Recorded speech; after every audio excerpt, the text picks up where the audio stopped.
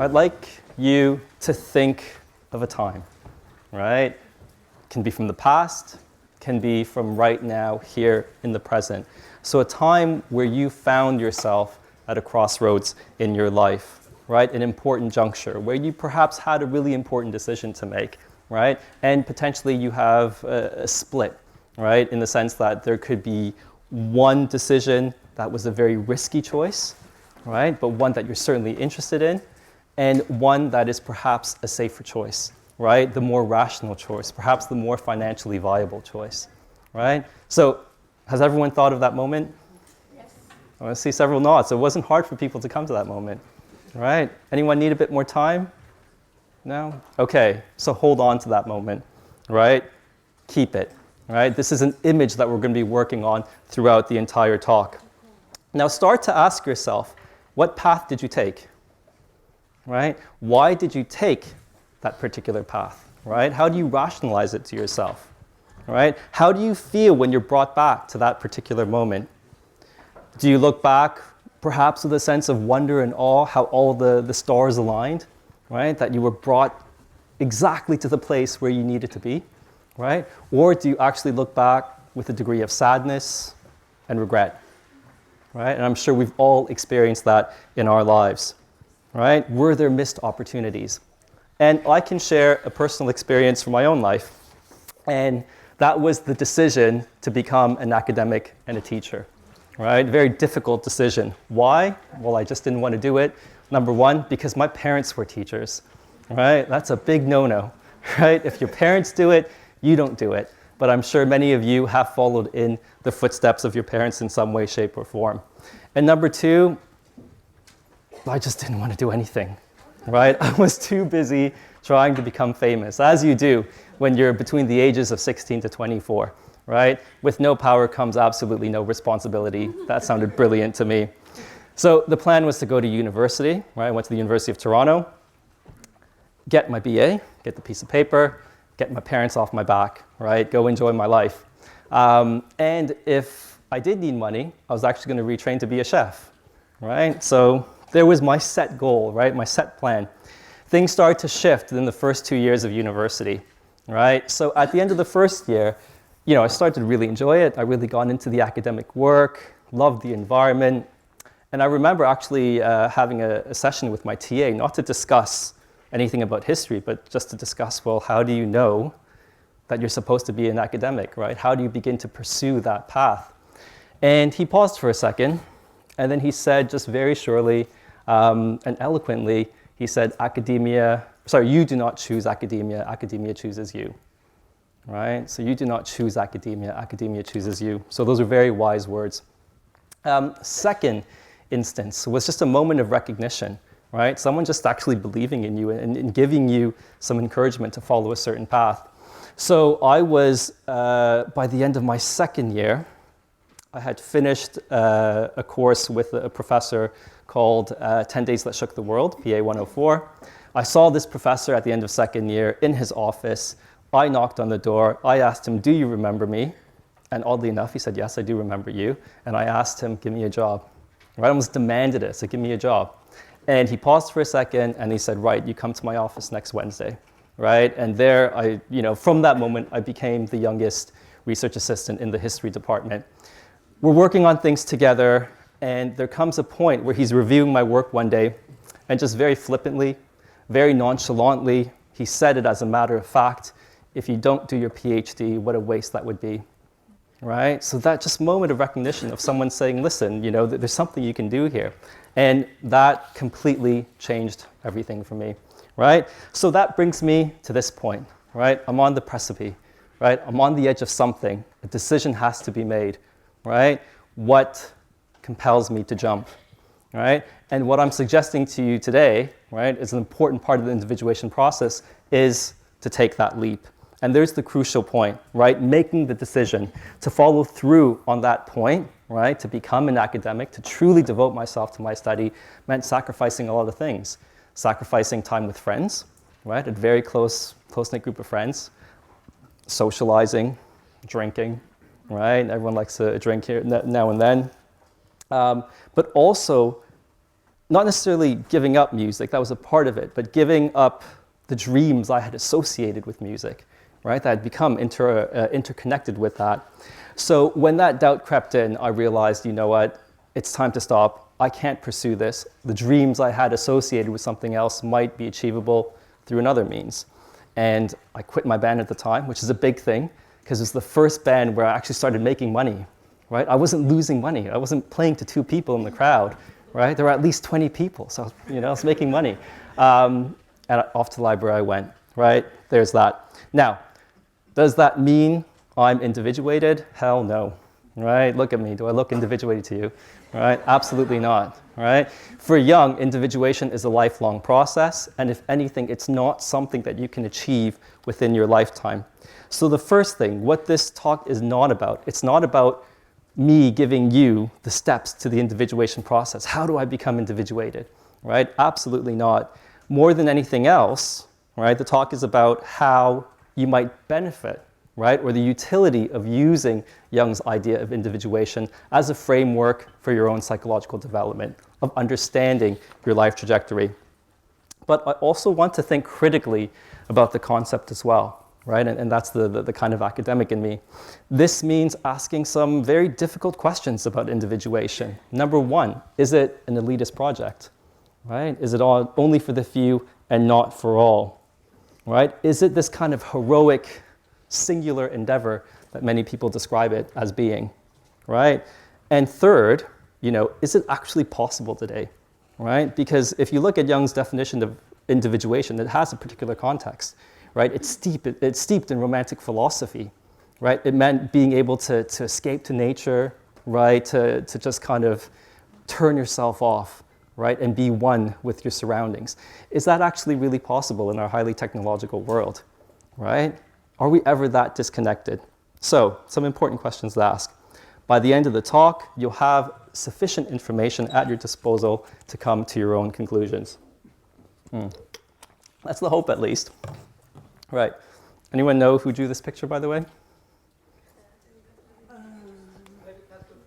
Fantastic. Well done. Okay. So, there's the summary of today's lecture.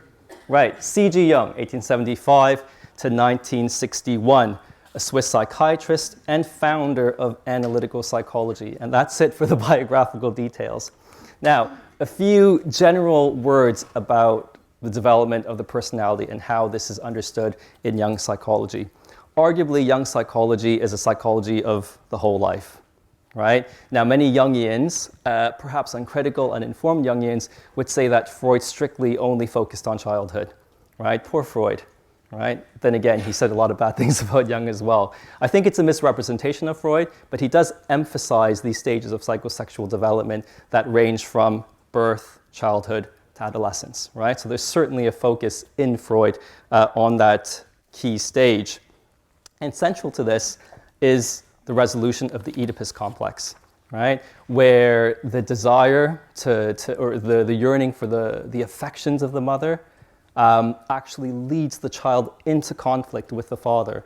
And what actually needs to occur, right, is that we eventually, as a son, I would need to identify with the values of my father, right, and to identify with his values, because that ultimately leads to socialization, right? If I'm able to identify with the values and the rules of my father, that means I'm able to identify and follow the rules of a larger father, i.e. society itself, right? For Jung, however, yes, it's important to look to the past, right, and how that affects the present, but equally it's important to look at right now, right, and the recent past more than anything. What are the stages or the events that have led to a particular issue that presents itself, right? And more than anything else, where are you going, right? Where do you think you're going, right? And is there a mismatch between where you think you're going and where you actually need to be? Right? And this in Jung is, well, the general Greek term for it is telos, teleology, right? This sense of looking towards where you're actually heading. We can also look to Jung's distinction between the first and second half of life to see how he envisioned individuation as an entire life process. So usually when we think of individuation, we think of wholeness, right? Being complete, right? But in the first half of life, it is definitely not about being complete, being psychologically balanced, et cetera, et cetera. If anything, in the first half of life, your job is actually to be not in balance, right? To be one-sided, to work on developing what Jung would call your superior function, and to develop a strong ego that engages in the world, which then becomes the foundation or strong enough container for you to deal and engage with the unconscious in the second half of life. So, for Jung, the big crucial point is 35, right? That's a bit scary for me. and for my own personal reasons, I would say that 35 really isn't the mid-age point now, because I need it not to be 35, to be honest, right? If anything, if we're in prolonged education, if we change careers, 35 could be 40 now, right? So if you're at 35, you're not over the hill yet, okay? So thank goodness for that. What do you do up until the point of 35 for Jung? You go get an education, right? You build a career, you establish a name for yourself, right? You plant your foot, your flag in the world in some way, shape, or form. You settle down, right? Probably not in London, right? Because the prices are astronomical, all right? You settle down, you buy a house, you settle down with a significant other, maybe you start a family, right? These are the concerns, the responsibilities of adulthood. Now, what happens when you hit 35, right? So after the one day after your 35th birthday, you're in trouble, right? Because things are supposed to completely shift after that day. Obviously, things are much more fluid than that. But you begin to concern yourself with larger existential questions, right? You start to realize, wow, my life is not infinite, it's finite, right? If anything, I've got roughly 100 years, right? 100 years to define myself and make a difference, right? So is material gain all that matters, right? Is there a life after this one? And you can see how in the pursuit of these questions, one may turn to more spiritual means or endeavors when looking for that potential meaning in life. So what happens in the second half of life is you're actually less concerned about what society wants from you, what it expects of you, and you're more concerned about what you want for yourself, right? So there's an internal voice, right? An internal yearning that you're actually speaking towards. Now, this is a very kind of simplistic division, first half, second half. Even with the Jungian, within the Jungian world, there's degrees, right, or different models. So if you look at Erich Neumann, a very classical Jungian, in the origins and history of consciousness, he actually breaks up this development into 3 stages. Wow, a bit more complex, right, where he symbolizes the first stage as symbolized by the mother, then the father, and then the individual. And then within the lifespan, there are 2 crisis points, right? One when you're transitioning between the mother to the father, and then one where you're transitioning between the father to the individual. All right, everyone okay so far? Okay, excellent. How do we define individuation? Well, very simply, for those of you who are more psychotherapeutically minded, it means basically making that which is unconscious conscious, right? By the way, we'll give you all these slides, right? So you don't have to, if you don't want to, you don't have to take the pictures, they'll be given to you. Making that which is unconscious conscious, and thereby expanding the personality, right? Achieving greater degrees of consciousness, of self-awareness, right? In terms of psychological types, anyone familiar with Jung's psychological types? Show of hands, okay, fantastic, excellent. You could frame individuation in terms of psychological types and really begin to see the interconnectedness of Jung's thinking, right? So you know that we have an attitude that is our kind of main go-to, either introversion or extroversion, which is then complemented by one of our only superior function, right? And that could either be thinking, feeling, intuition, or sensation. Individuation actually means then being able to activate, right, or to work on your auxiliary function, your second function, your tertiary function, but most importantly, your inferior function, right? That which is the complete opposite to you.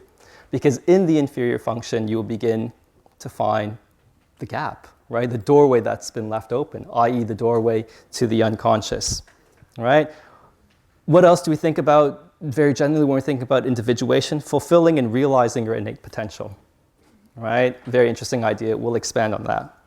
Now, an actual definition from Collected Works, Volume 7. This is from The Relations Between the Ego and the Unconscious, the second edition, 1934. So Jung writes, individuation means becoming a single, homogeneous being, and insofar as individuality embraces our innermost last and incomparable uniqueness, it also implies becoming one's own self. We could therefore translate individuation as coming to selfhood or self-realization. Now, very interestingly, James Hillman. Everyone hear of James Hillman? Right? American Jungian. Had a lot of issues, actually, with Jung's theory of individuation.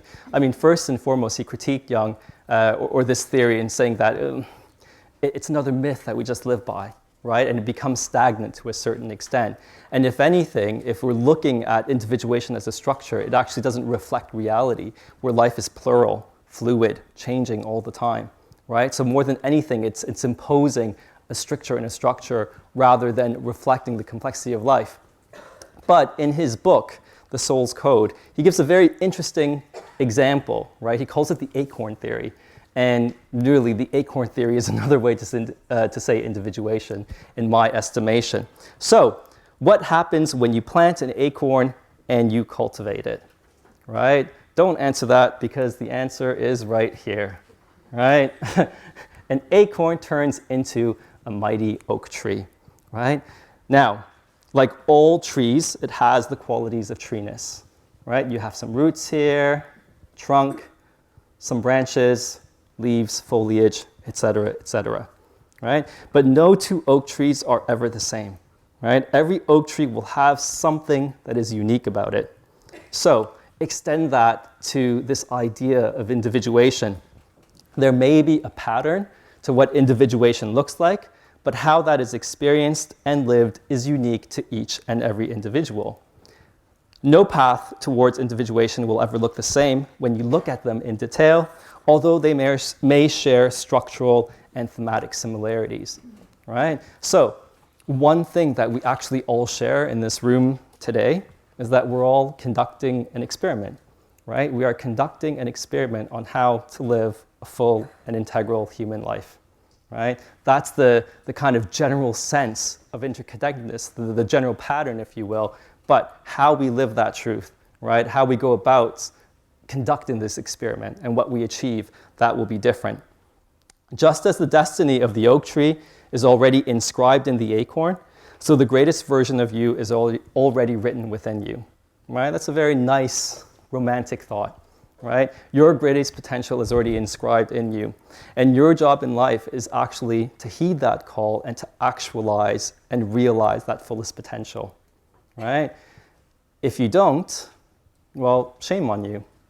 Right? Shame on you, all of you. No, because not only have you robbed yourself of the greatest version of who you are, you've actually robbed society, right, of your greatest contribution to its development and its proliferation. Right? Now that's actually a very interesting point, and something I'm going to come back to throughout this lecture, that when we're thinking about individuation, it implies a relationship with the social, right, with society itself. And usually when we think of individuation, it's, this is an often neglected aspect of the definition. So individuation is not about you, right? And this is from Psychological Types, 1921 in German, 1923 in English. Individuation is a process of differentiation, having for its goal the development of the individual personality. Since the individual is not only a single entity, but also, by his very existence, presupposes a collective relationship, the process of individuation does not lead to isolation, but to an intenser and more universal collective solidarity. Right? Okay, so let's just kind of keep that in mind. What this relationship to the social looks like, to society, we'll come back to that throughout the course of this lecture. Now, what does developing the personality involve? Right? What does individuation actually look like? Well, first and foremost, it means opening yourself up to the unpredictability and the existence of the unconscious. right? We need to accept that we're actually not the masters in our own house. That for every conscious decision we make, we have to realize that there might be something unconscious, right? A deep and dynamic unconscious that shapes our decision making and actually shapes who we are. So if we're always thinking, right, that choice was mine alone, right? We're not necessarily looking at how our emotions might have factored into that particular course of action, and equally how what we did might reflect a pattern of interacting from a previous relationship, right? That we're not really aware about. So the past is still intervening in the present in some way, shape, or form, right? So acknowledging the unconscious also means that we need to be willing to heed how the unconscious wishes to speak to us, right? Of how it aims to communicate with us.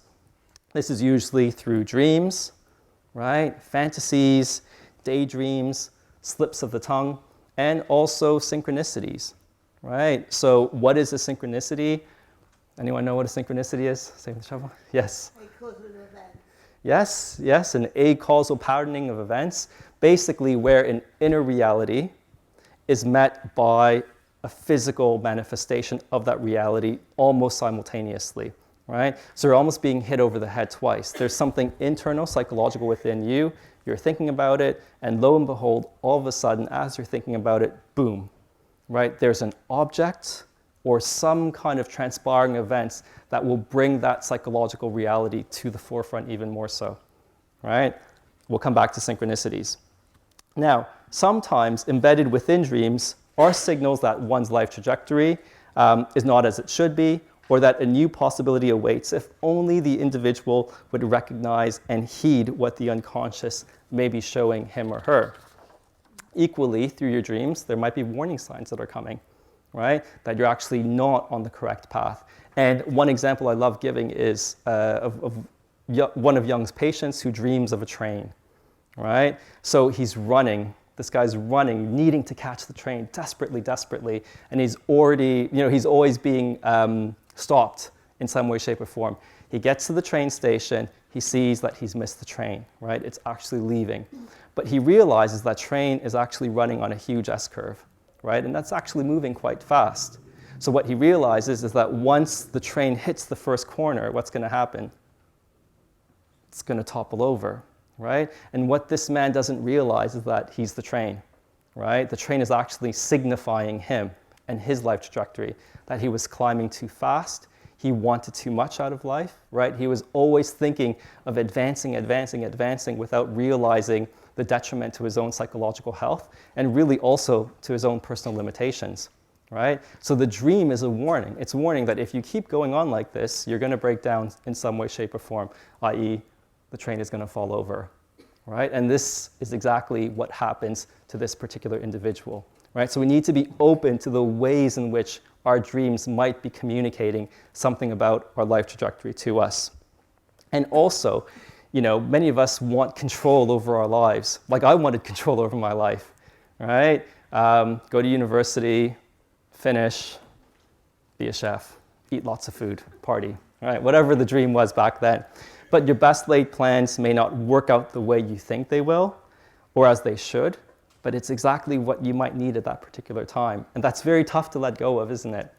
Right? That you think, yes, I've got it all planned out, and then you say to yourself, I didn't expect that happening. And then you've got to deal with it, right? So there has to be a certain flexibility in how we live our lives, especially when we're dealing with this idea of a deep and dynamic unconscious, right? This also means accepting that rationality isn't the only way we can come to making a decision, right? I don't want to necessarily say irrationality because there's some negative connotations to irrationality. Oh, that just means stupidity, right? It's not necessarily the right way to do things. You might find it more helpful to frame it as irrationality or non-rationality, right? That our simple, small minds are just too stupid to see the larger logic of the unconscious and how things are being patterned out, right? So we may think it's actually illogical, right, irrational, but actually it's just completely rational, right? We're just not able to quite see it yet. Now, what else does individuation entail? Isolation. Ooh, isolation. right? Very difficult one. Jung gives us a great example in Memories, Dreams, Reflections. And this in particular is his confrontation with the unconscious. And this occurs after his break with Freud and, in more general terms, his break with the psychoanalytic movement. Now, up until this point, he was consumed by the concerns of the first half of life, right? What was he doing at that time? He was establishing a name for himself, right, via his contribution to the psychoanalytic movement. He was the first president of the IPA, the International Psychoanalytical Association. Freud gave him tons of admin and editorial duties, right, as part of it, and he hated it, right, and he was bad at it, right? We need to kind of get this illusion of Jung out of our head that he was brilliant at everything, right, everything he touched. No, he was a horrible administrator, right, absolutely horrible. So editorial duties, traveling, he was writing, lecturing, right, very busy man, all in the pursuit of his goals, right? The goals of the first half of life. It doesn't mean that during his confrontation with the unconscious that he stopped doing these things in some way, shape, or form. He obviously continued. But when he had that drop, right, that delving into his unconscious, it was really a period of internal journeying, right? Of looking inwards. And to facilitate this, you know, what do you need to do? Just leave me alone. Right? You need to isolate yourself, right? You have to give yourself the right environment or container in which this process actually develops. So in 2017, I was actually fortunate enough to meet Andreas Jung, right? Andreas Jung is the grandson of C.G. Jung, and I was lucky enough to be at the family home before they turned the bottom floor into a museum. And he conveyed to me the fact that whenever the grandchildren visited Jung at his home, they were under strict instruction never to bother him, right? You might see him working in the corner there. Do not approach, right? You do not approach until you're beckoned, right? Or until he's ready. And I think, if anything, that just signals the isolation, right? The incubation, the container that he was building for himself while this kind of psychological process of thinking, feeling, etc., was actually occurring in him. Right? Now, isolation for Jung also meant that he had to give himself time and permission to play, right? And equally, give yourself time and permission to play. When he was delving into the unconscious, this very difficult period, he begins to play childhood games that he hasn't played for years, right? He begins to play with stones again. He shapes stones, he draws, he sails, he writes, right? He explores the unconscious in written form in the black books, which are then not translated, but transferred, right, into text and image to what we now know as the Red Book, right? So it's a period of deep introspection and mourning, right? That's really important. He's mourning a loss as well, because by this point, he had lost everything, at least professionally, that he had worked for, right? And this was made all the more difficult because he actually took a risk to back Freud and the psychoanalytic movement. Because before this, he was actually, you know, a pretty well-known psychiatrist working at one of the most important psychiatric institutions in the world at that time, which was the Bergholzli Mental Institution, right? So isolation is a necessary part of individuation. And it can be very hard for us to spend time with ourselves and with our own thoughts, right?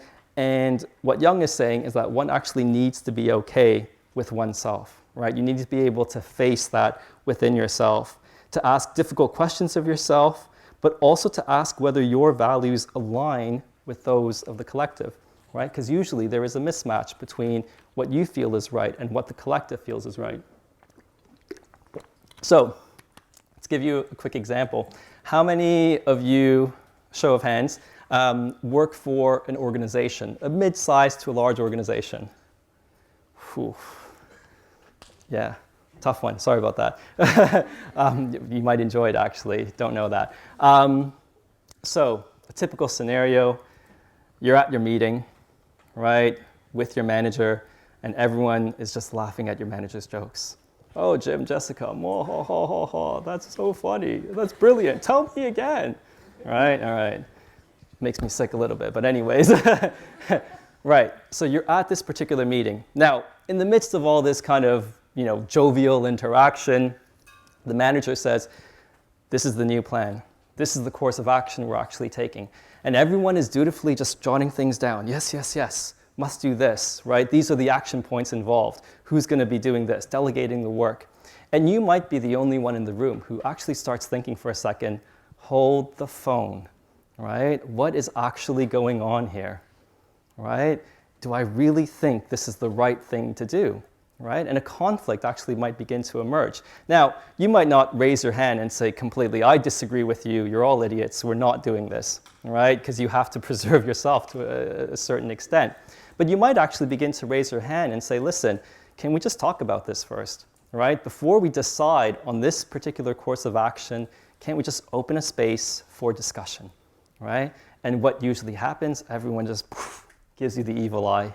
Yo, God, you again, all right? And you're literally scapegoated. You've become the black sheep of the group. Why? Because you just had the strength, right, or of character that you just wanted to say something to stop this herd mentality and this momentum going in a certain direction.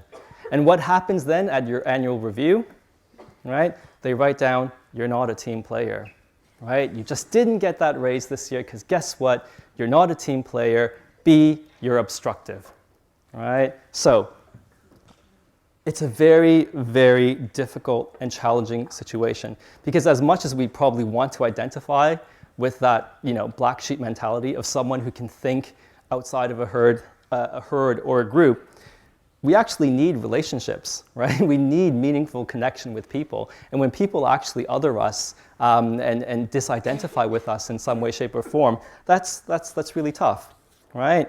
So we need to be recognized and valued for what we actually bring to the table. We then might start asking very difficult questions of ourselves. Should I just shut my mouth, right? Next time something comes along, should I just shut my mouth? Should I go along with it and just tell me, or just do, what Jim and Jessica tells me to do, right? Just be part of the team. Am I weird for questioning a particular motive or a particular course of action? And maybe that course of action is completely against your moral principles and values, right? But then do you just do it, right? To squash this feeling, if you will, so that you can maintain your position and standing in the company and ultimately to realize the goals of the first half of life. Right, which is what Jung is actually telling you to do, right? So it's a tough one to call. It's one that has to be assessed by a case-by-case basis, right? The last thing I want to hear, read on the news on Tuesday, there's been an influx of resignations in the Greater London area, and they're all connected because they all went to the weekend university talk on Sunday, right? That's a disaster for me, right? But the point here is that isolation of stepping outside the herd mentality is part of the individuation process, right? We cannot shy away from these moments of introspection as we challenge convention and work hard to divest ourselves of a herd mentality. And that example I gave you is really implied in this next point, right? Fidelity to the law of one's own being, right? Be true to what your values are and unapologetically maintain your own personal integrity perhaps in an industry or an environment where integrity is actually in decline, right? I'll give you a great example of it. It's Jerry Maguire, right? People might think, wow, he's going to give us a really artsy foreign film to think about and go watch. No, go watch Jerry Maguire, right? What does Jerry Maguire actually do? Does anyone remember if you've seen the film? What's that?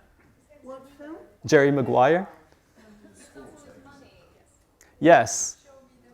Yes, that's part of it. You complete me, right? Some great one-liners from Jerry Maguire. So basically what he does, he works at a really prestigious agency, a sports agency, and he comes to realize that, wow, we're not really treating our athletes very well. How do we change this?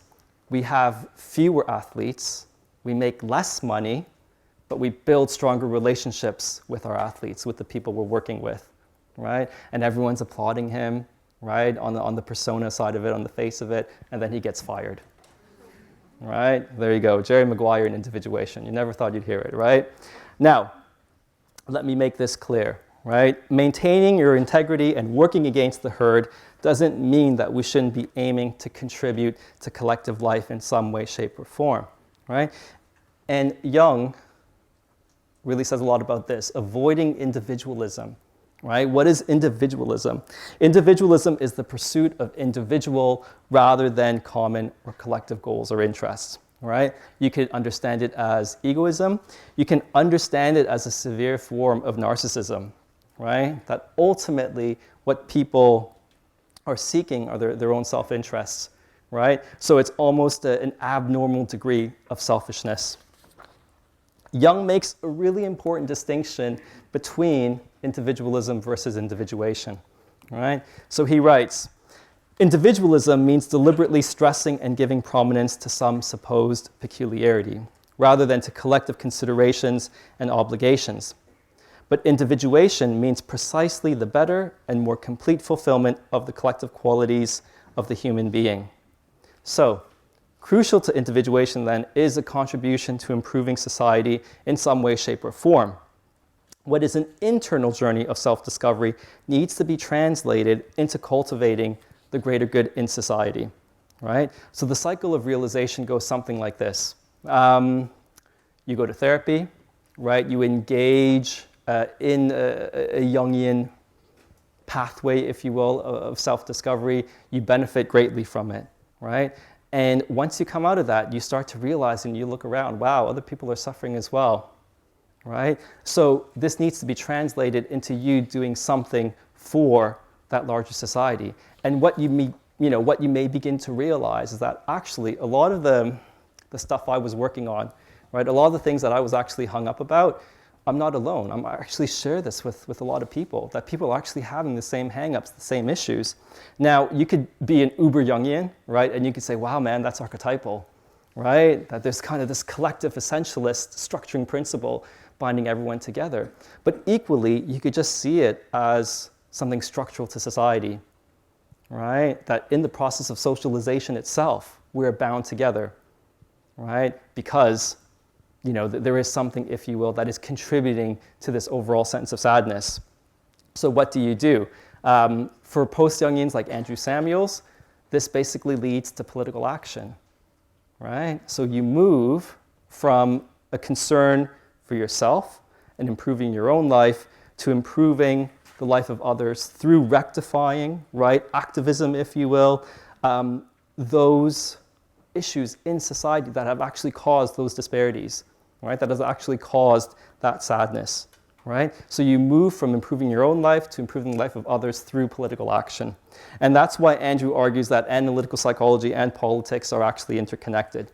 You can't have one without the other, and individuation ultimately is a deeply political act. So necessary periods of isolation are offset by periods of emergence from that very isolation, right? Toynbee calls this withdrawal and return, right? But equally, we can see this in Campbell's description of the hero's journey as found in The Hero with a Thousand Faces. So every hero psychologically leaves the safety of this, right? Looks fantastic, right? And once we heed the call to adventure, right, we encounter great feats that we have to conquer, right?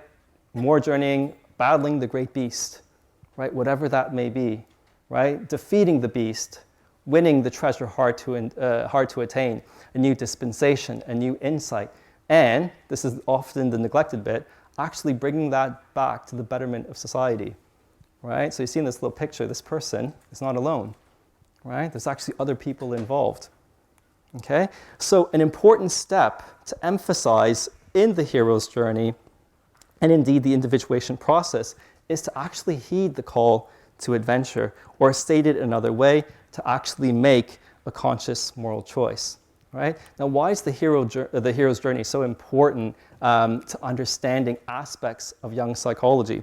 Well, it's basically this. We actually have to identify with this heroic journey or narrative to actually muster enough energy to get out the door, right? To actually start this process, to actually take this risk, right? Because this actually is a risk. And look how great that looks there, right? Sorry, I'm not trying to move too much because of the microphone. But see that house, right? That's my house. And right there, that's not a neighbor. That's just my detached garage, right? Nobody's around me. This is a beautiful, beautiful setting, right? Why am I actually going to go on this journey? Why do I identify with the hero that actually gives me the energy to pursue this risk? It's because we begin to realize that the awards and accolades we dream about in our fantasies, right, in the safety of our own home, in the privacy of our own psyches, that actually isn't any better, right? It's not better than the rewards and recognition we can achieve out there in the real world, right? That's where the flip begins. That's where we begin to actually heed the call, right? So in CW17, Jung writes, personality can never develop unless the individual chooses his or her own way, consciously with moral deliberation. Not only the causal motive, necessity, but conscious moral decision must lend its strength to the process of building the personality, right? The point here is that there has to be a conscious choice to pursue a course of action, and that the decision itself isn't an easy one, because it will inevitably entail a tension between what society deems best for you, i.e. personality number one, and what you deem is best for your own soul, personality number two, right? As we've said, it's a heavy burden to take on because it places the onus on you to choose, right? So in the immortal words of Jean-Paul Sartre, you have a radical responsibility to choose, right? Think about it, a radical responsibility to choose. And this is not Sartre, when all accounts are settled, only you are the one responsible for the salvation of your own soul, right? If you take one thing away from this lecture, it's that life is a risk, right? You have to risk the safety afforded by the personas that we built for ourselves in order to come closer to the self, right? To realizing the self. Or if you put it another way, life is about showing up, right? And Jung's important contribution is that, for goodness sake, just show up, right? Now, another element in this quote that I want to talk about, and then we're going to take a quick break, this idea of necessity, right? That you're compelled to do something. This feeling of necessity or vocation can be extremely overpowering and overwhelming. And I'm sure many of you have felt that in some way, shape, or form in your own lives. So, just to coincide with the break, take 5 minutes. If you're more introverted, just perhaps think of a time where you felt compelled, right, to do something that you couldn't completely explain rationally. Or if you're more extroverted, turn to someone close to you, beside you, and maybe just share that instance where you felt that sense of vocation and necessity. All right, let's take 5 minutes. A sense of vocation, right? Anyone ever feel that sense of vocation? Show of hands. A sense of vocation or of necessity. Feel fantastic, right? Quite a few people. Okay, excellent. So, have you ever felt that sense of being compelled to follow a particular path, a career that was not of your parents' choosing? Right, that's an important one. Right? Okay, well, okay, fantastic. A compulsion to travel to a specific place, but not necessarily realizing why you actually want to be there. Right, that's a very interesting one. Okay, to go to a particular school, right, rather than perhaps a more prestigious one. Right, some of you there, right, or an important one, to leave one profession for a less lucrative one. All right, fantastic. We're totally on the same page, okay? Now, vocation is an irrational factor that calls an individual to emancipate himself or herself from the herd and from well-worn paths. And again, this doesn't mean a perpetual break with society, but actually to reimagine how we engage with society, or to re-engage with society in a different way that doesn't contravene with the necessities of your soul, right? i.e. that which you need to nourish the specificity of your own individuality. The feeling of vocation is an objective psychic experience, okay? Sometimes you feel you just can't get away from it, right? As much as you try to run, you just can't get away from it. So everywhere you turn, you're reminded of it. And during these periods, you're more likely to experience what Jung would call synchronicities, i.e., like we've said before, hints from both the inner and the outer world working in unison, right? Conspiring, if you will, to bring you to a particular point or to make a certain point more poignant to you, right? That a course of action needs to be taken, right? So, for example, right, let's take the example of needing to change professions, of feeling the compulsion to change professions. And you're thinking about it. You're thinking about it for a year, maybe 2 years, and you actually start researching what you actually have to do to retrain, right? You know that you'll have to go to another school. It might take another 2-3 years. There'll be a loss of money involved, et cetera, et cetera. So at every point you begin to move forward, you kind of convince yourself to step backwards, right? Now, let's say it's a day, you're looking into what the possibilities of retraining might be, and you're a bit sick of it. You walk into the town center, right, just to clear your head. And what's in the town center on that very day? A stall from a school where you could actually do that retraining, right? Right? The world is hitting you on the head. Like, are you dumb or something? Are you daft? Right? There's an internal necessity of wanting to do it. There's obviously the fear, right? Which is, you can acknowledge that. We all experience it. But then there's that added layer of that synchronicity, right? This is something you really, really need to do. Now, let's say that you're retraining to be a social worker, right? A very noble profession, and that currently you're a corporate lawyer, which is potentially a very noble profession, right? Now, depending, all right, depending on where you're standing, you might actually say, well, actually, that social work position is fantastic. That's where we should put our value. But if you kind of just think what your knee-jerk reaction might be, right, I would probably bet and say that many would go towards or say that more value is placed on that position as a corporate lawyer. Why? You're just making more money, right? You're making the bills, man. You're making the coin, right? You can pay for things, right? You can have luxury, et cetera, et cetera, et cetera. But what Jung's description of individuation reminds us, and what it's telling us to focus on, is not necessarily what others might deem is a success or what is successful, but what you deem a success to be. And as we said, it's easier said than done. We have to take into consideration the demands of the first half of life. Yet, equally, if we keep rejecting the call, right? If you keep getting hit multiple times over the head, right, with this call to adventure, then Jung is saying neurosis, sickness, psychological imbalance actually stems from not heeding the call to this particular journey, right? If you're always making the rational choice or the conventional choice, then for Jung, a symptom actually might arise, right? Or it could take the form of a series of very vivid dreams and perhaps even a sudden proneness to accidents at work, right? Something is, tripping you up quite a bit. So this acts as a signal that the psyche itself is not in balance and that one is actually not following a course of action that best reflects your talents and the requirements of what you actually need, right, to foster your own individuality.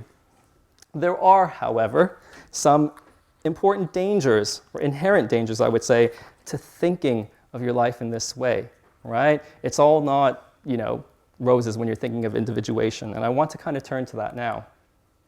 Right? So as we've said, let's just start off where we've left off, this idea or feeling of vocation, right? Now, we said it's really difficult to follow one's own truth. It can lead to alienation, to ridicule as well, and it's not an easy process, and it becomes really easy to idealize it, right? And let's not do that, right? It is definitely difficult. It takes a lot of work, right? A lot of sacrifice and a lot of self-reflection is actually involved. And sometimes we just can't get there because of the sacrifice involved, right? You might have children to take care of, right? That job is a steady paycheck. You just can't do that, right? So we have to actually respect and honor that as well. Individuation, right, means facing things about yourself that you may not want to face and opening yourself up to the challenges that others wouldn't dare confront. And these challenges might be framed in terms of Jung's description of the personified archetypes that you meet along the way or along the path of individuation. So that includes acknowledging shadow, right? The persona, the mask that we fall in love with and how we deal with the world. And really the bridge to the archetypal self, the anima, or animus, the image of alterity within, right? Now, there's also a real potential for inflation, right? Some people just love being individuated, right? They love it. They love it, and you can see it, right? They just love the sense of arrogance, right? The sense of pride, the sense of superiority, right? And that can actually lead people to treat people not very well, actually, right? And what's their excuse? They treat someone like garbage and say, oh, I'm getting in touch with my shadow right now, right? It's just part of the process. No, man, you're just being a jerk. Stop it, right? So some people actually use it as an excuse. Now, Jung would say that some inflation is actually required, right? It's a necessary part of the process, but at some point you need to disidentify with that, because ultimately, if we keep going with it, then individuation just becomes a tagline, right? It becomes another persona, right? It becomes another mask that we put on to engage with the world, right? Something that we just put on and wear. Now, second big point, is individuation an elitist project? Right? Now, Jung does describe a natural process of individuation, right? That, we enter into this world, we may not frame it as individuation, but life happens, we progress through important key markers and stages, right, in our development.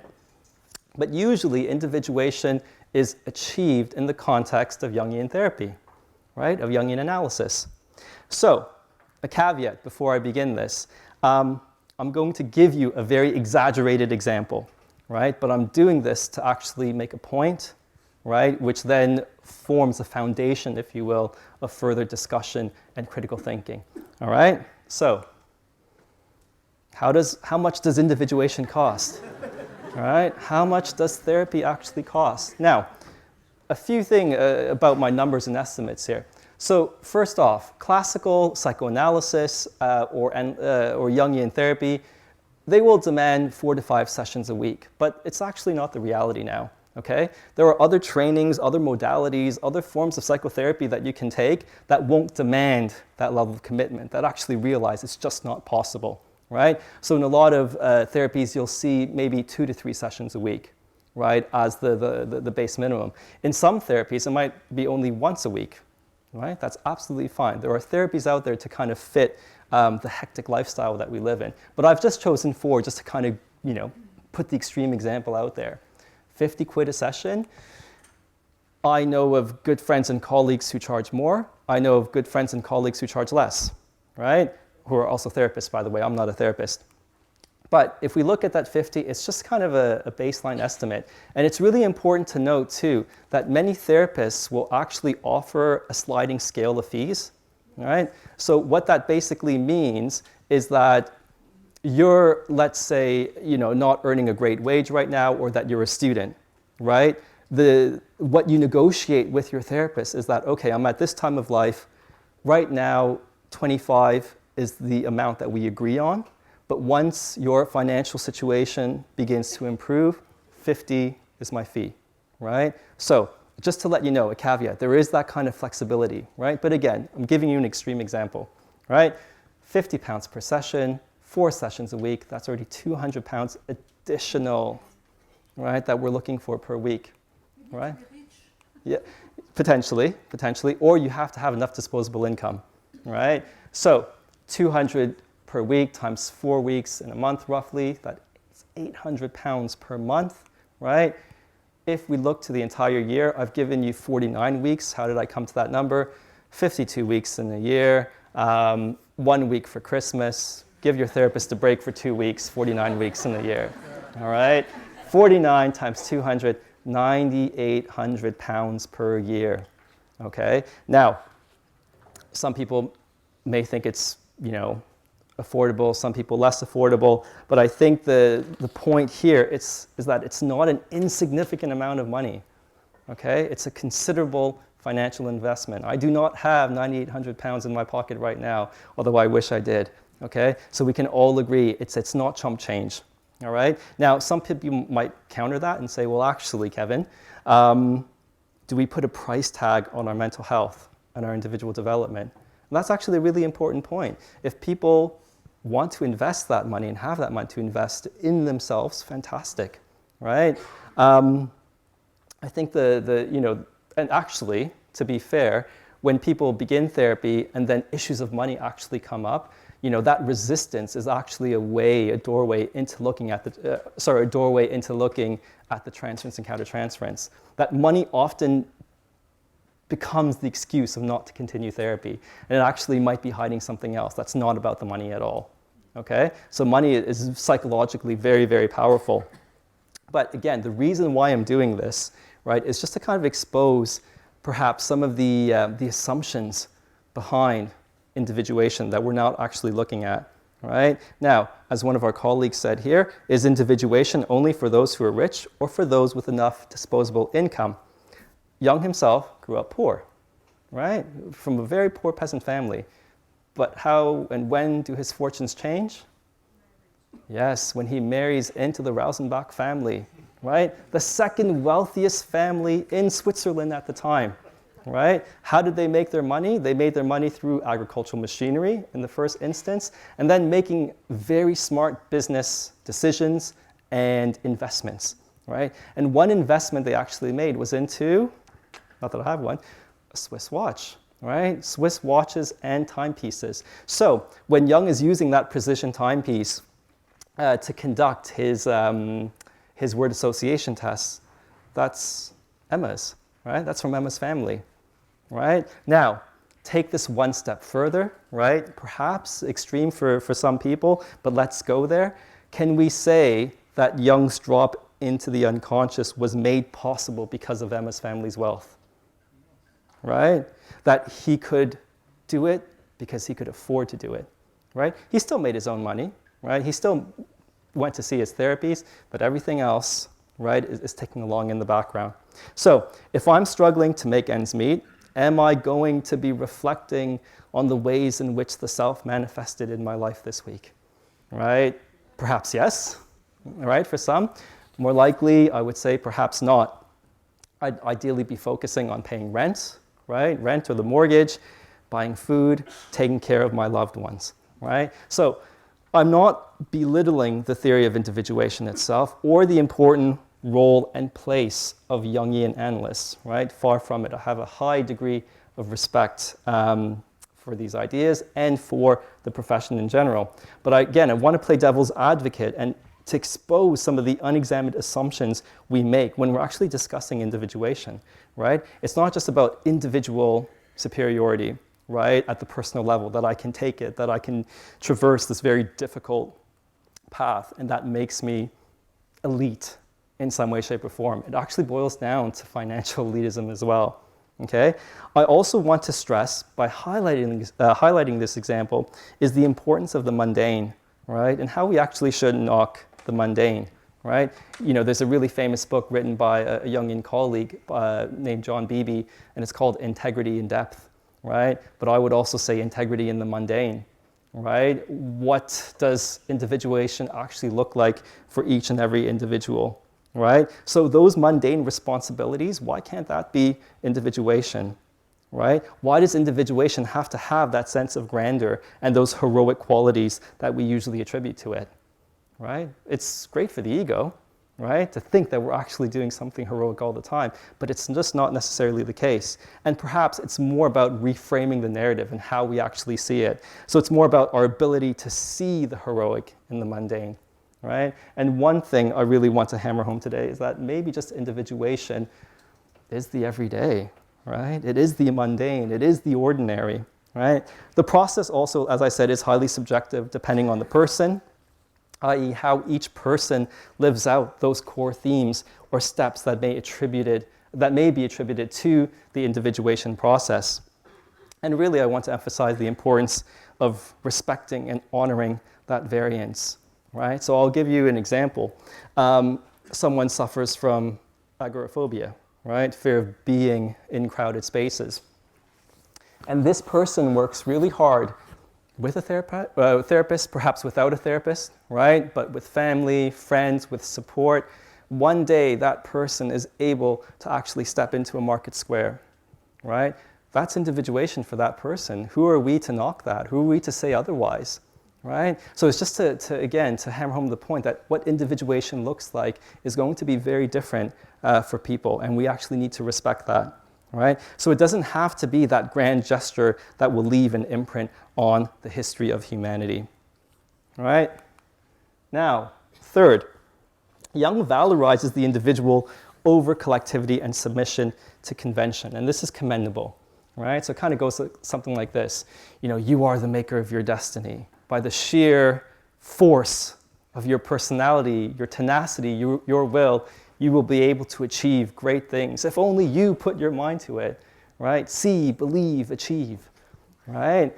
And in an ideal world, that sounds absolutely fantastic. It's very romantic, right? It sounds fantastic, but it might actually ignore the important role socialization plays in shaping our personalities and identities, right? Because let's be honest, everyone, we do not begin life on the same playing field. Exactly. Yeah, we do not, right?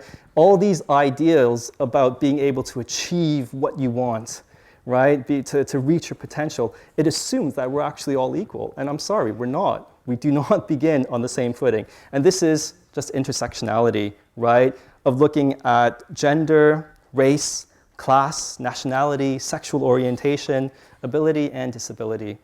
Okay? So that's really important factor to bring in. And I think any advancement in Jung's theory of individuation needs to kind of take this into account.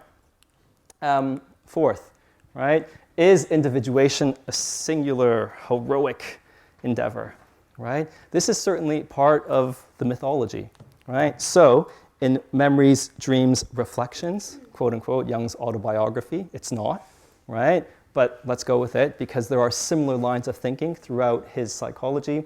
He writes this: "My life is a story of the self-realization of the unconscious.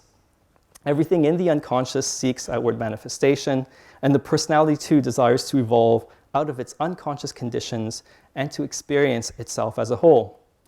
In the end, the only events worth telling are those where the imperishable world erupted into this transitory one. That is why I speak chiefly of inner experiences." Now this is the tagline. "All other memories of travels, people, and my surroundings have paled beside these interior happenings." Right? Everything else has lost importance by comparison. Outward circumstances are no substitute for inner experience. Now, this is part of the mythology of Jung, right, as this kind of heroic guru.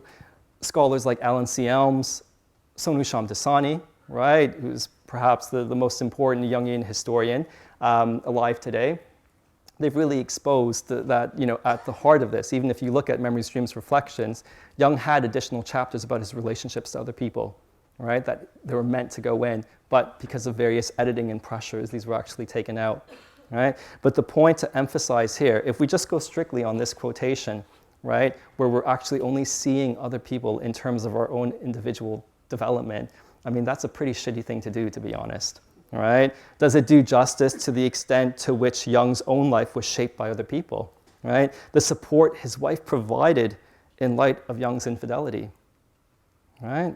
Yeah, the camaraderie that William James and others provided after the break with Freud, the numerous friendships he shared with correspondents, followers, et cetera, right? And the main thrust of it is no, it doesn't, right? It doesn't do justice to the role of relationship in that individuation process.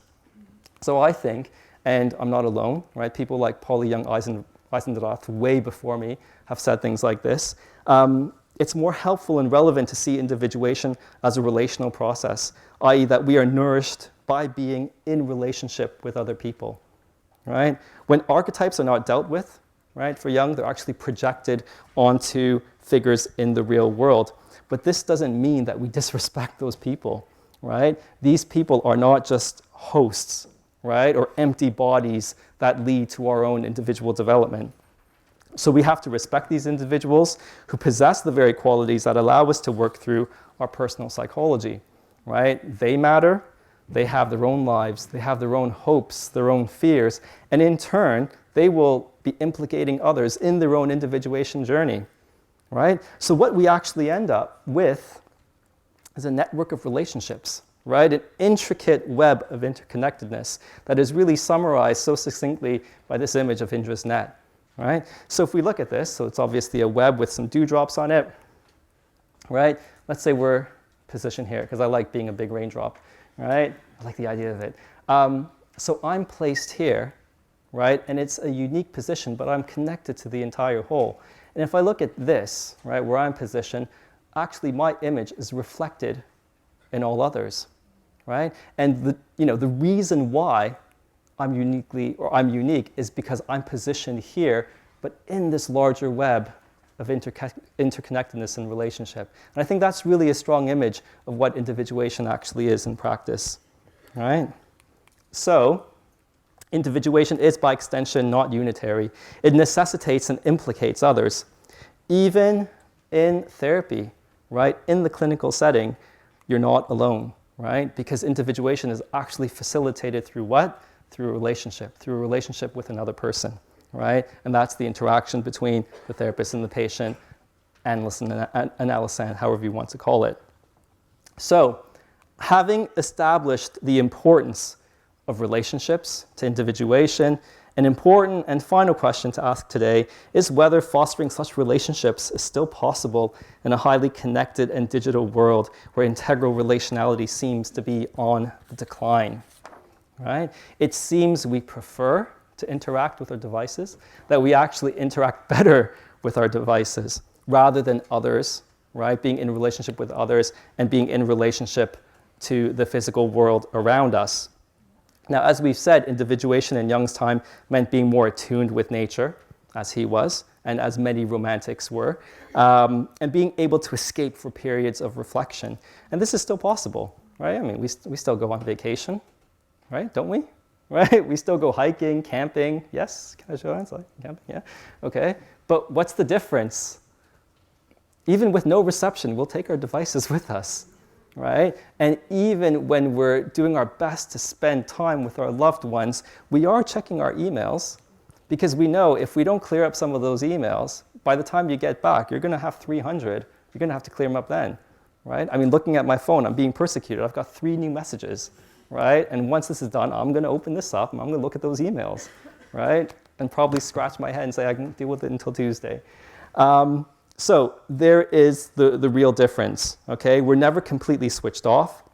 And it may be the case, actually, that technology itself has an important part to play in shaping how personality development is facilitated and how it evolves into the future, right? Maybe it's just a part of who we are now, and we have to work with it rather than against it. And an important point to note, it's not to say that technology, social networking, or virtual platforms are the enemy and that they don't actually foster greater relationship and people coming together. So if you take this event, for instance, right, a show of hands, how many people found out about this event either through social media or some other kind of virtual platform? Right? That's fantastic. Okay, a credit, right, to Niall and his team. How many people found out about this event through a flyer that was staple gunned to a billboard, right, or a post, or just a physical flyer even? Fantastic.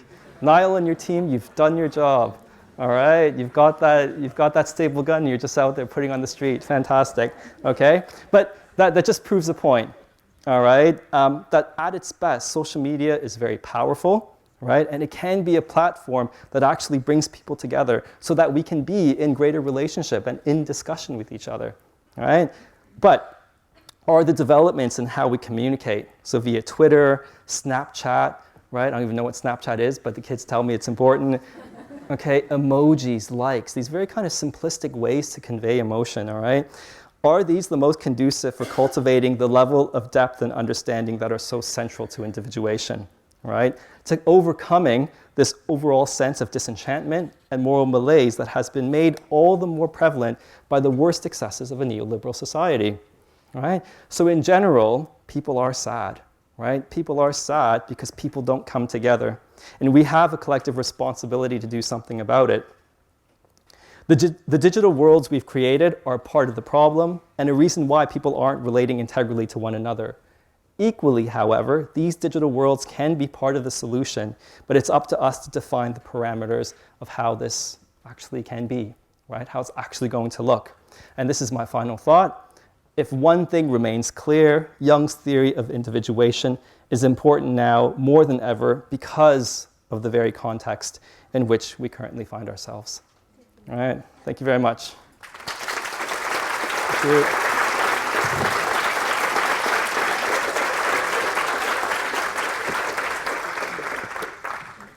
Great. So I think Niall's going to come around, another Niall, right, is going to come around now with the microphone. I'm happy to answer any questions that you may have. Equally happy just to go home as well. But I'm here. I'm in relationship with you right now. Yes, sir.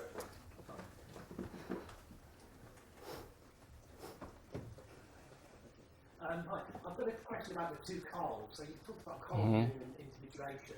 Yeah. Does it relate to Carl Rogers and his concept of a fully functioning person? Is there a link there? Yeah, that's really interesting. There have been papers written on the links between Carl Jung and Carl Rogers. So I don't have the reference on me specifically, but if you email me, and you can get my email via the slides or Niall, I will give you the reference to the paper. And if I can find the paper, I'll send it to you.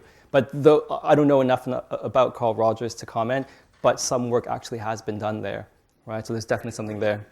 Yes. Yes, sir. Right beside you. Individuation being a conscious moral choice, Mm-hmm. and being able to say so much of our choices are unconscious or unconscious biases, etc. And then we tell a narrative or a story afterwards about what happened. So how does that relate to making an individual moral conscious choice? Yeah, it's interesting. It's a problem that a lot of the post-Jungians have dealt with, right? In the sense that if you think of the self, right, this essentialist notion of the self, this image of our greatest wholeness, of what we have the potential to be, that actually drives individuation, then technically speaking, there's something other than you that's actually moving the process along. But equally, in Jung's later work, he puts more and more emphasis actually on the ego and the relationship of the ego to the self, in the sense that, even if there is this kind of teleological pull towards your self-development, there is also that kind of sheer act of will to decide, right? And as we go further into Jung's thinking, he's putting more and more emphasis actually on the ego and the role of consciousness in the individuation process, right? Because ultimately, if we're thinking of the self and individuation, even the term the self doesn't encapsulate what that totality actually is. That in itself is only an image, right? And perhaps in later Jungian thinking, it's more actually, it's more to the point to see this as an evolving process rather than being driven by some archetype, if you will, right? And there's a lot has been written about more constructivist approaches to understanding Jung's theory of individuation. So I would actually recommend in the Handbook of Jungian Psychology, there are some good chapters by Warren Coleman, who's a very respected SAP analyst, and also Murray Stein, right? Very respected and elder Jungian analyst who spends a lot of his time, splits his time between the US and Zurich as well. Wow, lots of questions. There's quite a few here in this middle bit, Niall. Can we hit those and then we'll go back and then forward again? Mm-hmm.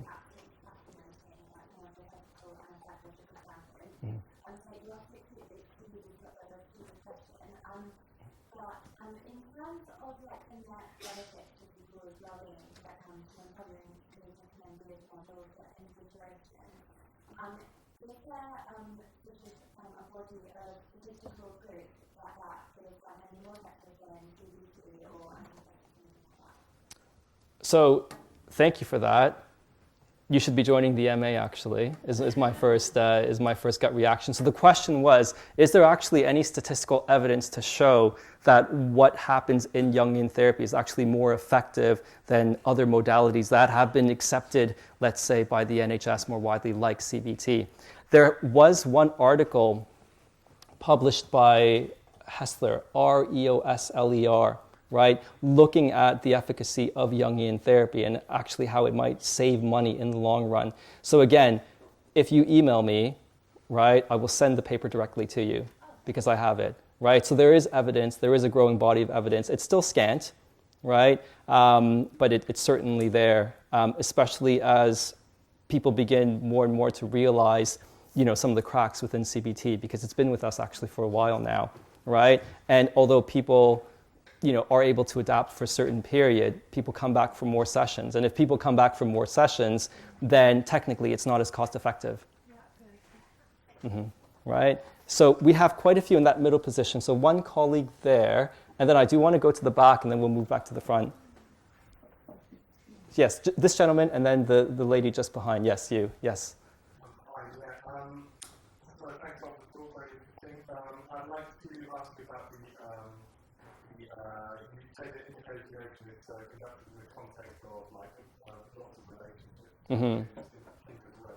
Could you comment a little bit more about how isolation, that process, that second point you had in the first slide, Sure. how isolation is going to do within Yeah. I mean, there are periods where we just need to recharge, don't we?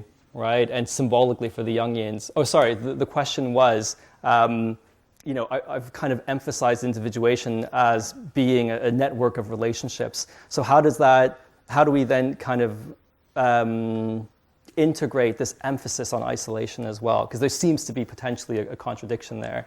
And I would say, again, it's that kind of hero's journey of withdrawal and return, that there are periods where we need that isolation, right? Where, literally nothing is better than mother, right? That something difficult has happened in your life. Where do we usually retreat? Either to our parents' home or someone who symbolizes mother, right? Where we can be cared for, someone cooks for us, someone washes all our dishes. It sounds great, right? And that's the period of recharging, of listening to, having a sympathetic ear, right? But there comes a point where we can't stay there, and that's the rub. So if we look at that, that hero's journey again, that's symbolized by the temptation of the beast and being defeated by that beast, right? That it's so comfortable there, right? But it's not a oneness that is born through difficulty. It's a myopic oneness, right? It's overall encompassing oneness. So even though those periods are really important, we have to actually take the risk of going out in the world again, and that means actually relating to people again, right? So I think there is a place that, there are periods where we need to be by ourselves, and we have to find moments to actually be by ourselves. But equally, we can't completely shut the world out either. And it's that kind of duality in Jung of the opposites, of trying to find a balance between opposites as well. Right, thank you. Yes?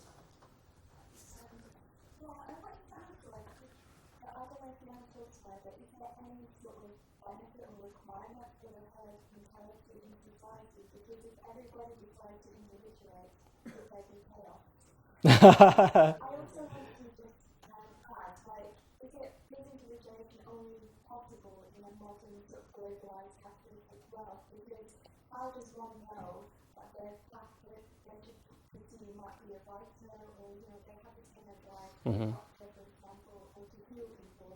That's only possible if those things exist in society. I don't know if that makes sense. So there's two parts of the question. So the first one again, can you remind me what the first one was?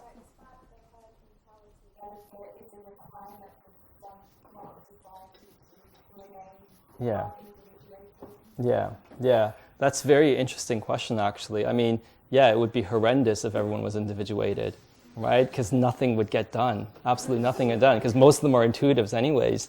I think that's really important. I think there's a place for everyone, right, in society, regardless of, again, how lofty those ambitions might be. And I think by extension then, I would probably agree with what you're saying in the sense that not everyone can be individuated, but individuation can look so different for so many people. And, in terms of the herd mentality, I think intrinsic in Jung, and really Freud as well, that there is a very negative estimation of the group and of group life. And, obviously, even during the time of Le Bon, people were disagreeing with him. So this idea of herd mentality, of group psychology, you're right. There probably has to be some rethinking about that, and perhaps in light of social psychology as well. Would I say that, some herd mentality is necessary? That's an interesting way to put, Rousseau's social contract, right? That we have to kind of come together to a certain extent to live and have collective values together. So it's an interesting question. I don't know if I have an answer, but just to say, to emphasize again that, group life is actually really important to Jung, and it's an aspect that gets hidden or lost in this, constant emphasis on individuality, right, of emancipating oneself from the herd, right? But what Jung really wants to avoid is just blindly following for the sake of blindly following, right? I mean, if you're conscious and you reflect and you feel that, the interests of the group it's the best way forward, then by all means, put your eggs in that basket and go forward. But it's that kind of lack of reflection that I think Jung is really, has a real issue with, right? And your second question?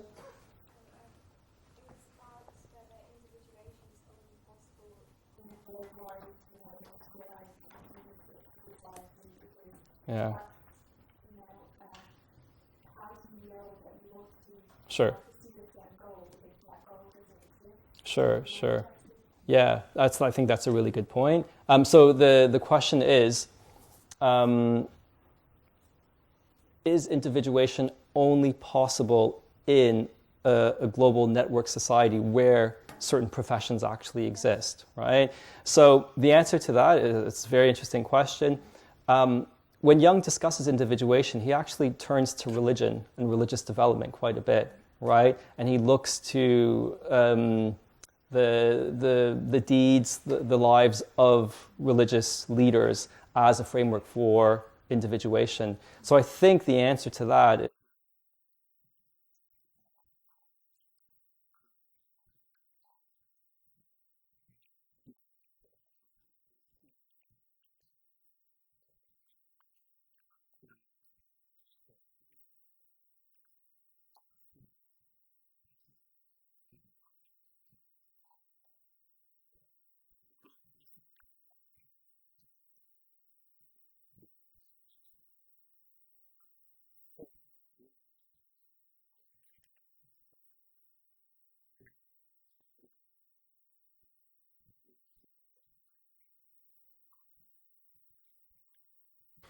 Hi, you mentioned the concept of synchronicity. Yeah. I'm just wondering if you could perhaps unpack that a little bit and say, is there a way to embrace that concept without relying on the supernatural or science in the universe or things that are sort of vague like that? Yeah, how interesting. It's another talk in of itself. So, the question is just to elaborate on this idea of synchronicity and whether it necessarily entails the realm of the esoteric.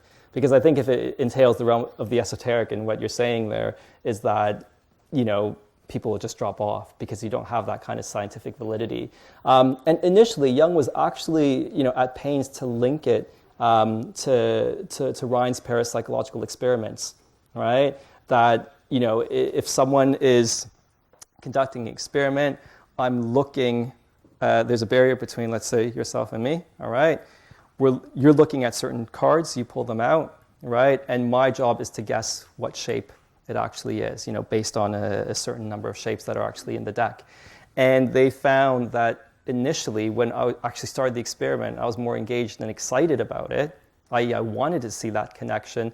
My hit total was actually quite significant. But as I got bored and I moved along, right, further into experiment, then the actual correlation became less and less. And the whole point of it is that, you're more prone to seeing synchronicities once you understand what a synchronicity actually is. And part of what Jung was saying was, as well, is that if you kind of look at just statistical averages, what's really important are the anomalies, right? It's not the things that actually prove the theory, it's the things that actually challenge it. And these are the things that we should be looking at. But also, when you look at those synchronicities, his argument was that they're still above the statistical level of chance, right? So they actually can't be completely ignored. And I think through synchronicity, and my colleague Broderick Main argues this, is that he was trying to redress and redefine what science actually is and what's permissible within the bounds of science. Saying a bit more about synchronicity, it's a really interesting subject. 3 main examples of a synchronicity. First example, literally the meeting of the inner and the outer, right? And he gives us this classic example, the scarab patient, right? And her real name is, because someone wrote a paper about it, it'll come back to me, right? But anyways, there's a patient, she comes to Jung, very intellectual, very smart, smarter than him in many ways, right? But every time they're in therapy, she makes an excuse to draw back. And for Jung, the only thing that will break her resistance is an irrational factor, right? i.e. something that will shake her out of this kind of adherence to rationality. So she's conveying a dream to Jung in therapy about a jewel being given to her, right? A scarab, right? It's a scarab. And as she was telling this dream, Jung tells us that a scarab flies into the room, right? A rosechafer, a beetle, the closest thing to a scarab in those parts of Switzerland. So Jung, right, grabs the beetle, right? Great eye-hand coordination, grabs the beetle, gives it to her and says, here's your scarab, right? Now, if you look at that symbolically, what that means is that this person needed a rebirth, right? She needed that irrational factor in order to progress, which is symbolized by that scarab. So the first definition of a synchronicity is literally the meeting of the inner and the outer, right? The second definition of synchronicity is the meeting of the inner and outer, I would say, across geographical boundaries, right? And that the meeting of inner and outer is still relatively simultaneous, right? So Jung gives the example of Swedenborg, right? Who's at a party, right? Far away from his hometown, and he sees these fires raging in Stockholm, right? And as he's at this party, he enters this trance state and he's able to relay what's happening. And as news of what's happening comes in, he can see that he was basically on the ball, right? So it's a meeting in inner and outer, but this time there's the issue of geographical space, right? That our distinction of space actually collapses, right? The last one is basically precognition, right? That, you dream of something and literally it becomes true, right? So those are the three major definitions of synchronicity. There's 4 and 5 as well, right? But I won't get into 4 and 5 today, and we'll have to leave it for another time. Right. Thank you. Yes, our colleague there. Hi, thank you for talking. It's really fascinating. Just a question regarding individuation and Jung's take in regards to consciousness. Mm-hmm. Do you think there's a conflict with individuation and Jung's take on going out into the world and making your own conscious choices versus the neuroscience today that might suggest that you don't have free will or that there's physical actions at play? How would you argue as a Jungian in terms of making the argument for a Jungian take on that versus a very, very hard empirical take on that? Yeah. You should join the MA as well, is my response.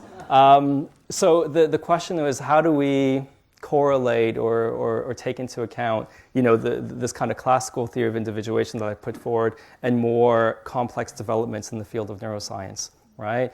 And my response to that is people are doing it, but I'm definitely not one of them, right? So people like Greg Hoganson, several other colleagues, Joe Cambray, Gene Knox, all these individuals are concentrating on this specific area, right, of looking at analytical psychology and neuroscience. I'm sure you've heard of Mark Solms as well, right, more from the perspective of psychoanalysis. So if you send me an email, I will filter some papers your way. That's a great answer, isn't it, right? I don't know, but I know of the papers that know, and I will forward them to you. Yes, our colleagues here.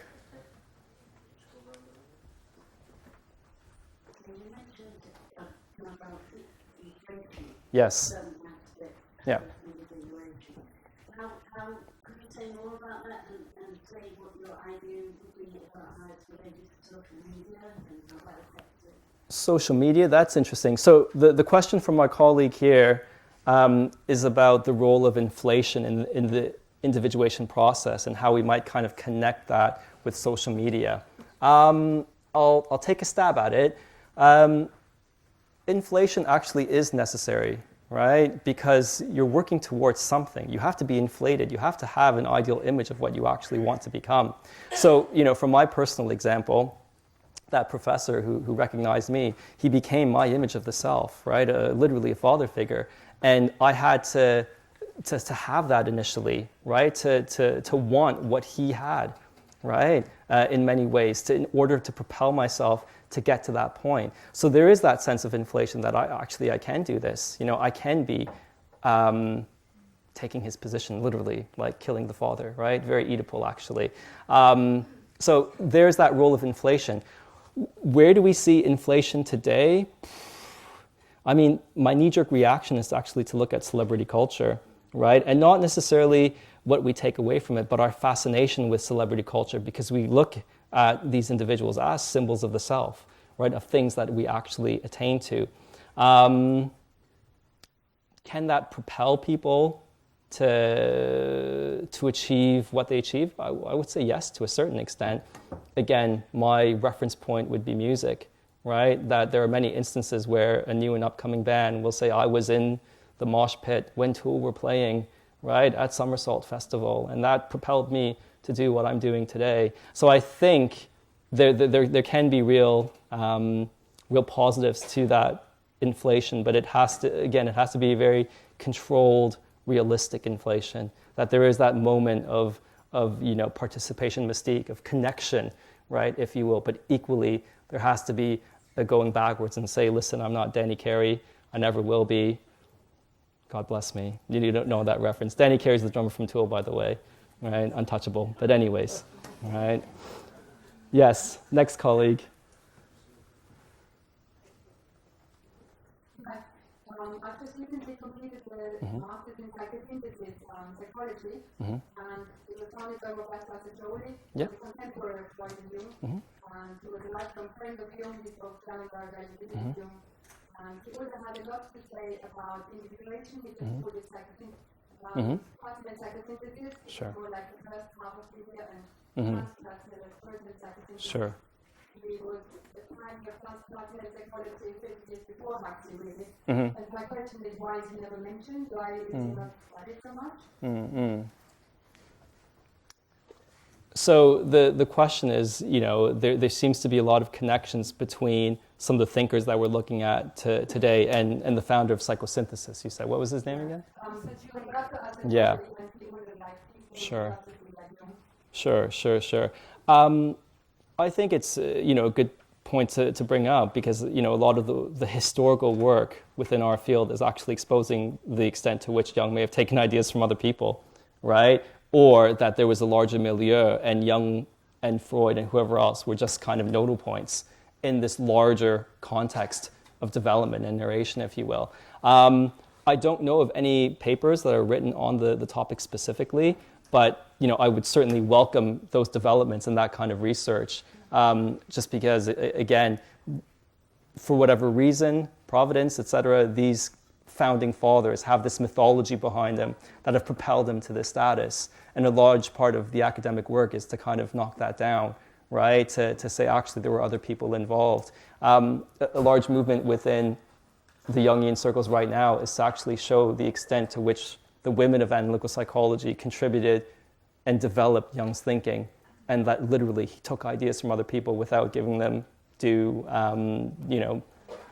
respect, right? My question was Yeah. that Jung didn't give enough respect to Freud, because he did.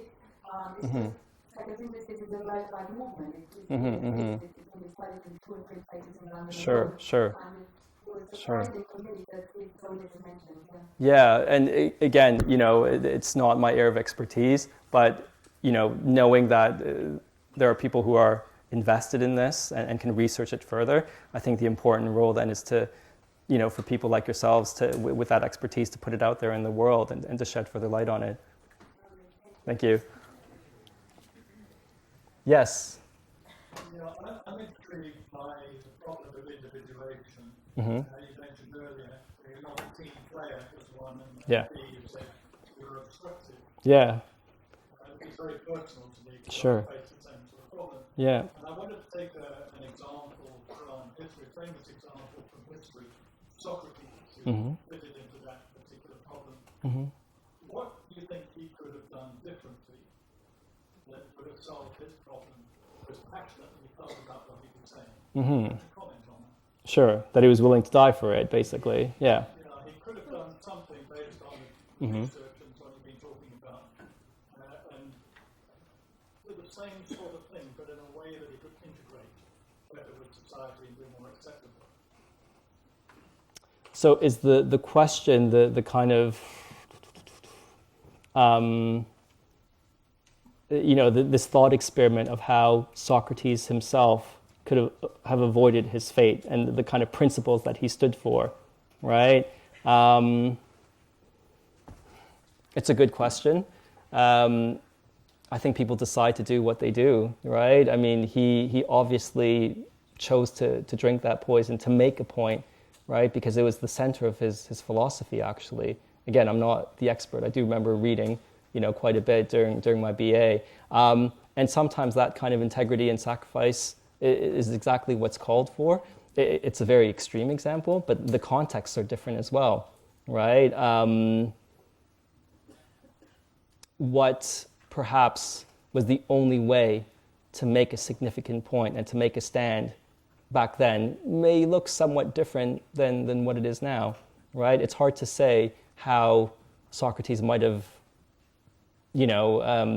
reworked that fate, if you will, to equally get his message out there without losing his life. I'm just thinking what he might have done if he had a conversation with Jung, for instance. Right. And then did it.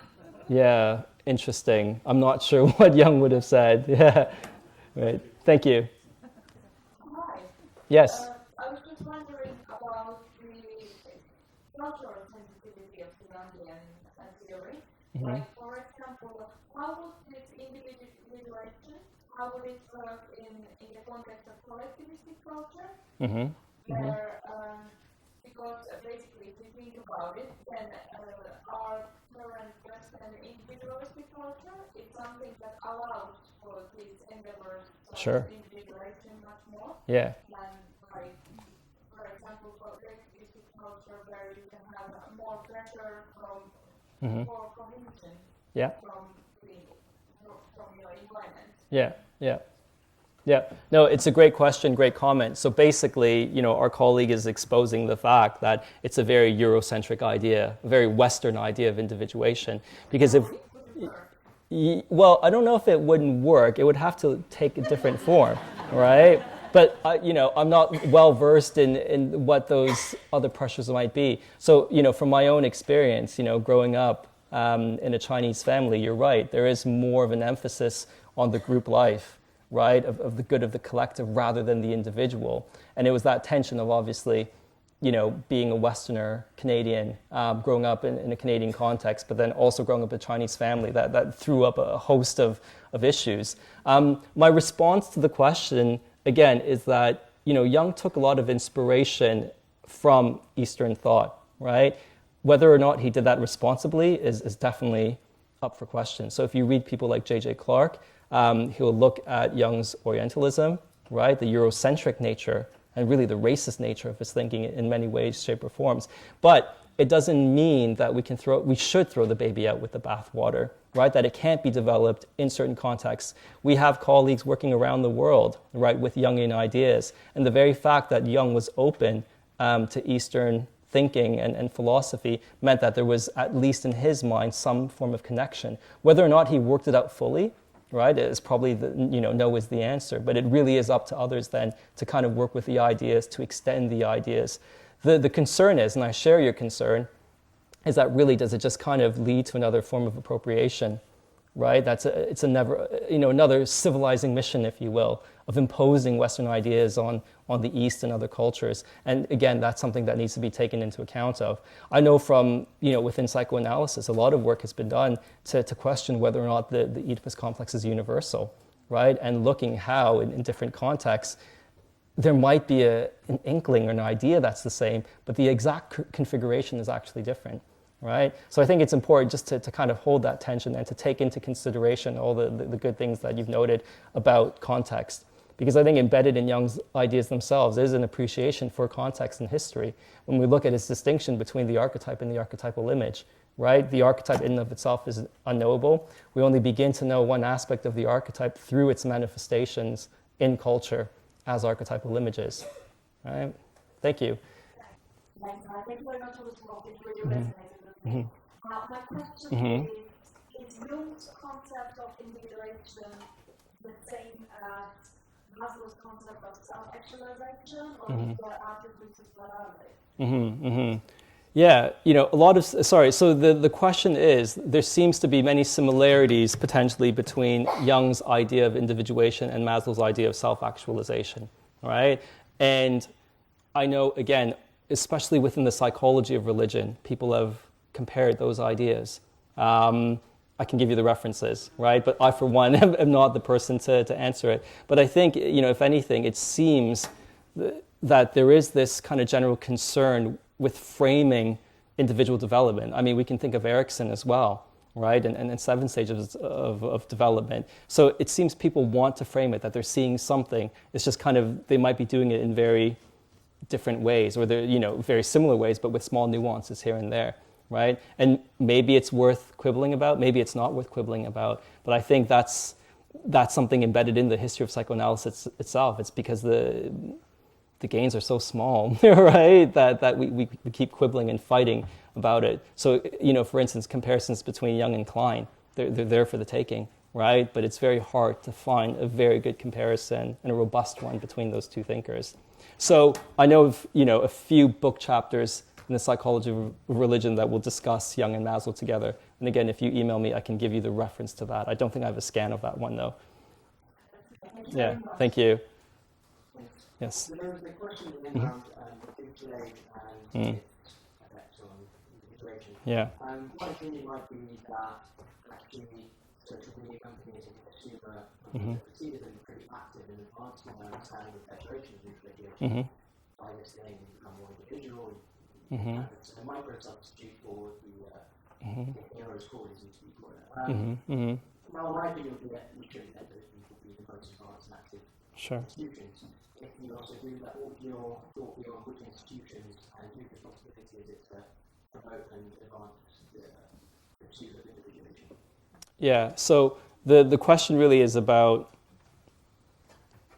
individuation in the kind of more digital age, and who actually the responsibility falls on to kind of promote a more integral idea of individuation that's actually out there, right? Is that about right? Yeah. Sure. Sure. I think if anything, it begins with us and how we interact with it, because there is a lot of, a lot of change that can happen, a lot of power in social media itself. But, if we look at how we engage with it, even on the level of social networking, right? I'm not sure if I'm allowed to mention any companies, but when we put up our profile pictures, what picture do we put up? The best one of ourselves that we can find. Right? Usually a selfie kind of like this, right? You're not going to put up a picture where you've got, you just rolled out of bed, right? Eye crusty still in the middle there, looking like that. So there's already there a level of persona, the way that we want the world to perceive us rather than who we really are. And again, it's going down to individuals and groups about how they actually harness that power, about bringing people together. Are companies... Or can companies be responsible for putting something a bit more integral out there about individual development? I think we can look at certain softwares and really development of technology and how it impinges on psychotherapy in general. That, for me, would be a starting point. So, for those who engage in therapy, that if you've built a rapport with your therapist moves away, but you still want to continue with that therapist, there is the possibility of doing it via Skype, right? Doing it via... Sure, right? Doing it via... Australia. Sure, right. Doing it via Zoom, etc. So that connection can be there. And then there's actually, digital therapy where you actually interact with avatars to propel that development. I'm a bit skeptical of that, but I'm definitely interested, right, in how that technology actually develops and how that integral psychotherapeutic relationship might be built. Right? So I think it's a small starting point. It's not the bigger starting point, the important question you're asking, but if it's going to start somewhere, I think it starts there actually, right? Of looking at how the digital age is changing what the therapeutic relationship actually looks like, right? Because there I think we are concerned with individual growth, mental health, and individual integrity. How we move on to the larger companies, Yeah, no idea. No idea. Hi, we started with the picture of the man and the idea of the crossroads and how sometimes you have to make choices and you might go left and you might go right. Yeah. And I know that Jung was inspired also by Nietzsche and his phrase, become what you are. Now, I'll bring it to your example. How do you know that you're becoming what you are rather than what you are not? Because when you make the choice and move forward, there is a part of it that you have to sort of abandon and leave behind. Yeah. For example, you left music behind. Yeah. And you became an academic. But how do you know that what you really are is the academic, the academician, and not the musician? So how do you recognize how to make the choice in the process of the individuation, and that you are like moving forward rather than taking a long step in the wrong direction, following your ego rather than the real concept? I don't know if I put it in. Yeah, crystal clear. So the question from our colleague is, how do you know that you following your own path, right, is actually the right path and the best path, right? That, you know, if anything, you could be following another delusion, right? And I think that's really important. My kind of cheeky knee-jerk reaction was to say I'm a better academic than I was a musician. And that's perhaps a good sign, right, that it was the right move. And usually, you know, Jung describes this process when you begin to take up another form of work, another vocation, it's like you become second nature. You just go with it, right? And the years that you may have lost, right, to developing it, you just gain it back instantly, right? It's like that kid in the arcade who plays Street Fighter, right? You've been practicing for 3 years, right? And this 13-year-old starts whipping your butt with the worst character possible, right? Then you know you're not on the right path, right? So I think it's about being realistic with yourself as well. I know that it's very easy to fall in love with the fantasy of yourself, right, of a fantasy of what you actually, you know, can become. But I think you have to be realistic about your own talents and your own goals. And individuation is actually about those difficult questions, right? You know, am I really going to achieve this if I'm just limited in terms of my own skill, right? So I think, you know, realizing the self and individuation is realizing what's achievable for you and taking into account and respecting, honoring your own limitations as well. It happens at the right time. Sure, yes. All right, no, thank you, everyone. Thank you.